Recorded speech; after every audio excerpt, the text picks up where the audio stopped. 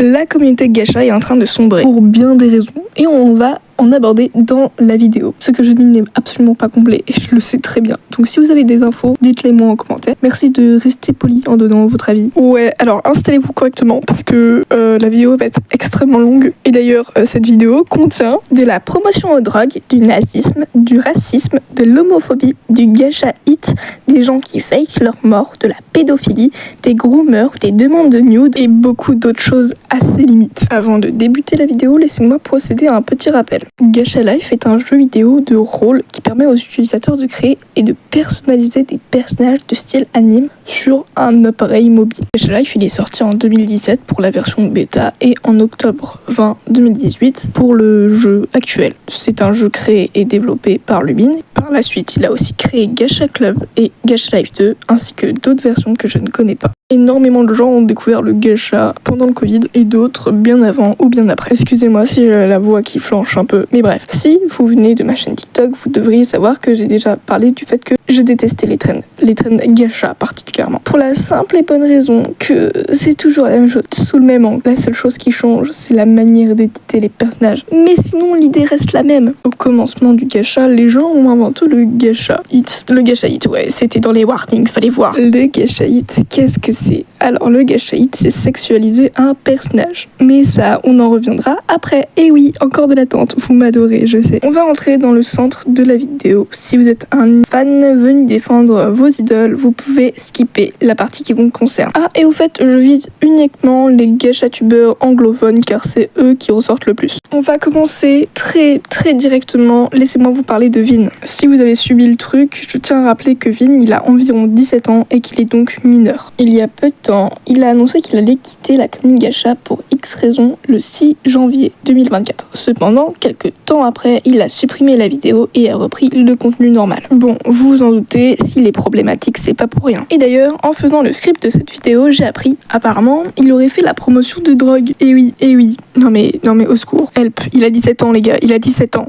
Et sûrement le pire, c'est quand les fans ils l'ont défendu en expliquant que ce genre de contenu était courant dans la communauté, alors que c'est absolument pas vrai. Trouver une excuse mieux que ça, quoi. C'est non. Le 5 juin 2024, un ami de Vin nommé Cléovio, il a partagé sur les réseaux une vidéo privée de Vin réalisant après une dispute. Cette même vidéo, on voit Cléo en tenue de nazi qui terrorise les amis de Vin en uniforme israélien. D'après ce que j'ai compris, la dispute n'avait jamais eu lieu et que Vin avait posté la vidéo lui-même juste pour faire parler. Ok, le 30 mai 2024, Vin a publié une vidéo sur TikTok qui a suscité la controverse pour avoir affiché un comportement ouvertement raciste. Bah ouais, toujours plus hein. Il a également fait des commentaires racistes sur son serveur Discord et en conséquence, Vin a de nouveau caché sa chaîne. Bah oui, parce qu'entre temps, il a dû la cacher. Après ça, il a été exposé pour avoir utilisé des insultes notamment racistes, homophobes et discriminatoires. Alors que certains fans, oui encore les fans, je déteste les fans de Vin, on continue à les défendre, affirmant qu'il voulait simplement arrêter sans que personne ne lui manque. Arrêter le gacha.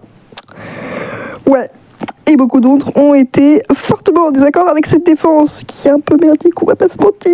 Et ouais, et c'est pas tout, parce que après quelques temps, une nouvelle vague de critiques est arrivée, parce qu'il a fait fuiter, ou du moins il y a une vidéo qui a fuité, avec son perso en train de faire du gacha hit. C'est sexualiser les personnages, quoi. Après son séjour de je pars mais je reviens, les vidéos gacha hit ont été divulguées par ses amis. Mais sérieux, quel ami ferait ça? Excusez-moi, mais t'as une dent contre ton pote ou... Pour vous dire, après ça, on a eu même le droit à un vocal qui gémit. Apparemment, ça venait pas de lui, mais on pensait que ça venait de lui, de Vin. Il y a eu des je sais pas comment on appelle ça, des édits de son personnage en train de se toucher la nouille. Malgré tout, moi je pense, sincèrement, je sais que c'est mal de donner son avis, mais je pense que le gacha hit, c'est pas la chose la pire au monde. Enfin, c'est traumatisant, mais les personnes font ce qu'elles veulent. C'est pas à nous de décider pour eux. Et je lui trouve pas des excuses, parce que ce qu'il a fait, c'est assez grave. Ok, on va parler de Bella the Wolf. Alors, je peux pas tout dire, mais il y a trop de choses à dire sur elle en même temps. Je peux juste vous rediriger vers une bonne vidéo qui parle d'elle. Et aujourd'hui, son compte a été enfin banni. Non, mais c'est juste pour vous faire une vision à quel point elle était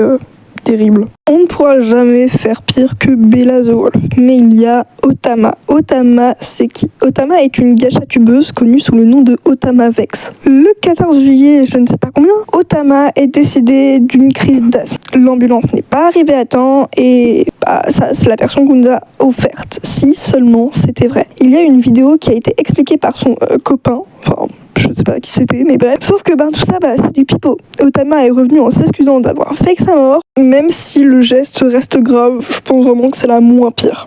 Allez, on va parler de la pédophilie au sein du gachatube. J'ai pas pensé à le dire, mais allez pas harceler ces gens. Genre ça sert à rien, arrêtez. Et puis de toute façon, vous valez pas mieux qu'eux si vous faites ça. Tout allait très bien jusqu'à ce que Vin, ouais, encore lui, mais bon, il est partout, écoute, dénonce des faits sur des gachatubeurs assez graves. En ce qui concerne Bella, il a dit que son mec n'en était pas vraiment un, et qui d'ailleurs c'est une meuf IRL, voilà, et que la meuf IRL en avait 15 et que Bella en avait 20. À la suite, un gars qu'on va appeler JCC a posté des screens de Bella en train de faire des propositions cheloues à un mineur. Je n'ai pas les screens, donc je ne sais pas si c'est vrai ou faux. Sinon, j'ai l'impression qu'ils font un concours de celui qui sera le plus tordu. On va savoir qui gagnera. Après explication, Bella s'avère être innocente, qu'elle n'est jamais atterrée par des mineurs. Apparemment, elle aurait un enfant et un copain, et l'enfant a été dénoncé par Vin. Est-ce que ça vous étonne en vrai? La prochaine personne est Rosie Closy. Rosie Closy, c'est une fille qui fait des séries totalement articulées, gacha, avec du doublage. C'est très intéressant d'ailleurs. Le seul problème, c'est qu'elle ship ses personnages mineurs avec d'autres qui sont eux majeurs. C'est de la pédophilie quoi. Jusqu'à présent, je vous ai présenté des pédophiles assez sympas. Maintenant, je vais vous parler des pires, mais vraiment des pires. Len Totally et Atsumi Ruela. Les personnes sont actuellement inactives, donc vous trouverez rien. Mais il y a des vidéos qui expliquent ce qui s'est passé. Après, je me suis renseignée sur le cas d'Atsumi Ruela. Il y a 5 ans, il y a une vidéo de 40 minutes dédiée à ces faits. Malheureusement, la vidéo est en anglais et elle est introuvable. Heureusement, une gachatubeuse francophone nommée Yalloway qui a fait la vidéo en 40 minutes en français. Je mettrai le lien dans la description. Après ce que dit la vidéo, Atsumi aurait une relation à distance sur Messenger avec un enfant de 13 ans. Atsumi en a 20. On va l'appeler 3x6. A obligé 3x6 à envoyer des photos d'elle osées. Sauf que l'autre là, il a voulu lui faire plaisir, du coup elle l'a fait.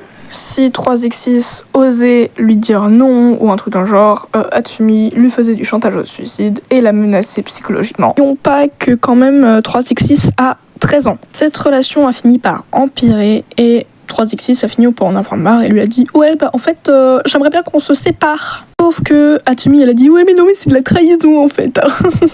3x6 l'a ghosté pendant que Atsumi Ruela était en train de lui faire du chantage du suicide. Bah ouais encore c'est comme si ça suffisait pas.